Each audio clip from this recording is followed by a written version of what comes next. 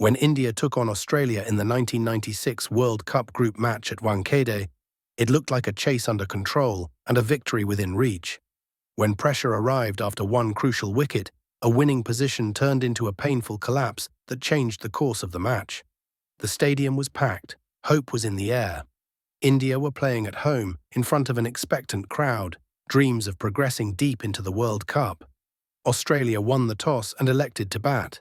India's bowlers opened with fire, but what followed was one of the most composed innings of that tournament by a visiting batter. At the top, Mark Waugh walked in with calm authority.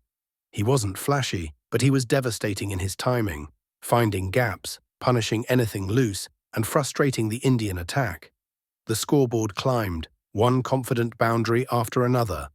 His innings, 126 runs off 135 balls, became the cornerstone of Australia's total. He hit 8 fours and 3 towering sixes, dominating the partnership. Alongside him, skipper Mark Taylor contributed a crucial 59, anchoring the innings when early opportunities to break had slipped. Australia eventually posted 258 all out, a challenging but not insurmountable target. Once India came out to bat, the start was exactly what the fans wanted. At the crease was Sachin Tendulkar, in vintage rhythm, elegant, confident and scoring freely. He drove, flicked and punished the short ball, racing to 90 off just 84 deliveries. His strike rate was over 107 at a point when India looked in complete control.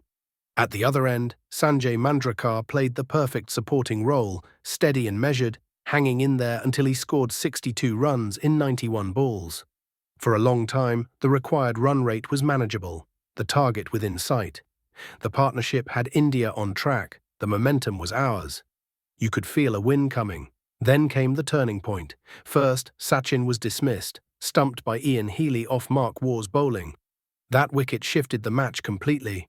With Sachin gone, India lost more than a batter. They lost rhythm. Soon after, Vinod Kambli was out for a duck, undone by the accurate figures of Damien Fleming, who bowled with relentless discipline and attacked the middle order. Azharuddin fell cheaply. Prabhakar's brief cameo ended in a run-out. The once solid chase turned fragile. At every point where India needed to rebuild, another wicket fell, again and again. Partnerships never materialized. Fleming finished with a devastating spell.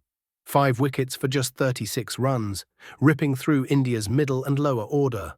Australia had struck back with the ball after being quiet for most of the Indian innings. Even contributions from Nayan Mongia, 27, and Anil Kumble, 17, couldn't steady the ship. India reached 242 all out in 48 overs, short by just 16 runs. This was more than a loss. It was a collapse from a winning position. India were cruising. Sachin and Manjrekar had laid the platform. But once the key players were dismissed, the middle order crumbled under pressure. Australia's disciplined bowlers, especially Fleming and Mark Waugh, seized every moment when India hesitated or misjudged the attack. Mark Waugh was named man of the match, not just for his century, but for the crucial wicket of Sachin at a defining moment. From dominance to doubt, from confidence to panic, India learned a harsh truth. In World Cups, it's not enough to build a winning position. You must finish it.